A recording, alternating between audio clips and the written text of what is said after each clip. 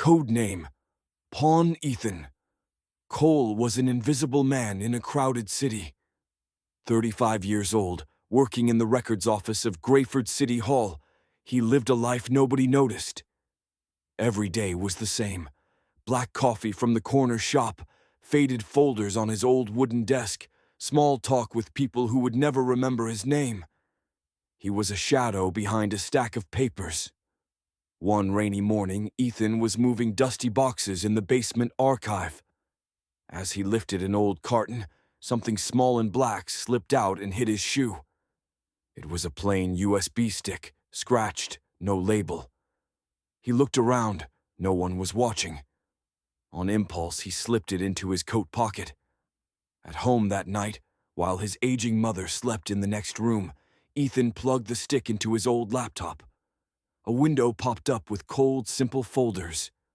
Project, Pawn, Active List, Target Docs. His heartbeat thudded in his ears as he clicked the first file. Faces stared back at him. ID photos, names, addresses, habits. Some were marked active, some sleep, some eliminated. At the very end, Ethan saw his own name, Ethan Cole, code name, Pawn number 47. He closed the laptop. He pressed his palms against his face, trying to breathe. Outside, the street was silent. But something dark had already crawled inside his ordinary life. Next day at City Hall, the walls felt closer. The office air smelled of stale coffee and ink. People laughed about nothing. Ethan kept hearing the word pawn echo in his head. At lunch, he slipped out and found an old public library. There he searched for the first name on the list, Sophie Adler, registered nurse. She worked at St. Jude's Hospital downtown. He stared at her photo online, tired eyes, a small forced smile. That evening, he waited outside the hospital. When Sophie walked out, she looked exhausted, carrying groceries in one hand and her phone in the other. Ethan stepped closer. But just then, Sophie's phone buzzed.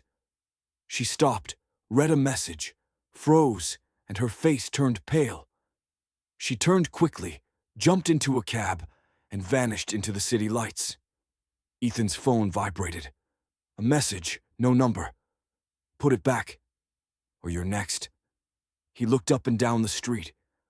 Normal people passed by, umbrellas up. But Ethan felt every shadow watching him. Desperate, Ethan thought of a name.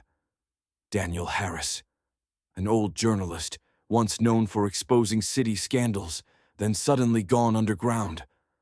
On a forgotten forum, Ethan found a way to reach him. I have something. People are being used. Daniel answered within minutes. Meet me.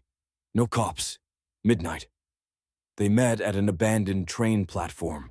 Cold wind, flickering lights. Daniel looked older than his photos, with tired eyes and a battered notebook in his hand. Ethan told him everything, showed him the files. Daniel plugged the USB into a small encryption device.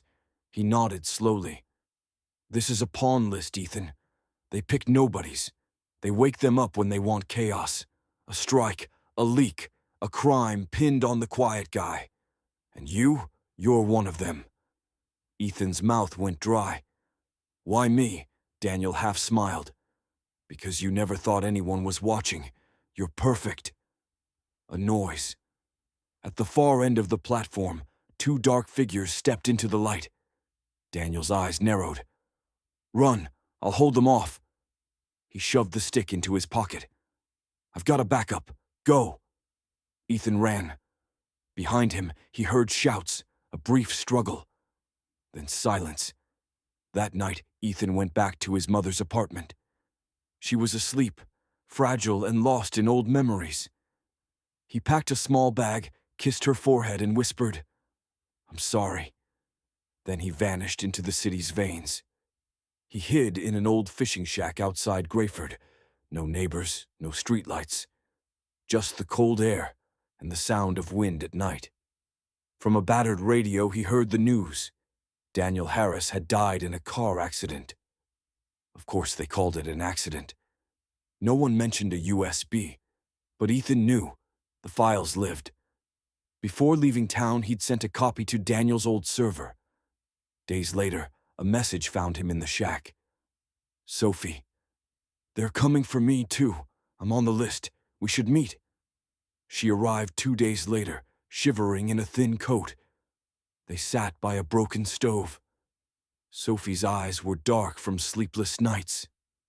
I thought I was just a nurse, she said. But my father, he was a union man. They silenced him years ago. They kept me close, in case they talked through the night.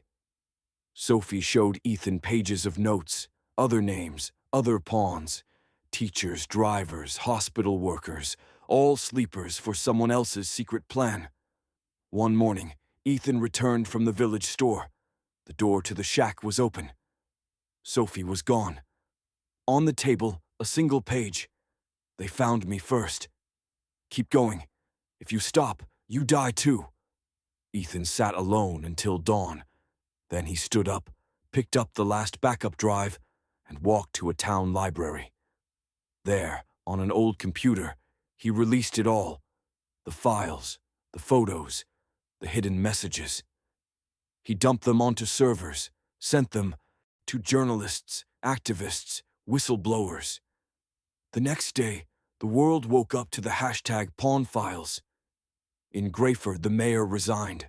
A police chief vanished. Some pawns confessed, some were silenced. But the wave did not stop. Ethan Cole, once invisible, was now nowhere and everywhere.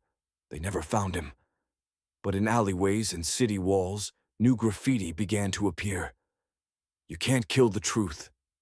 And somewhere far away, Ethan walked into a new city under a false name, blending in again, this time not as their pawn, but as the ghost who refused to sleep,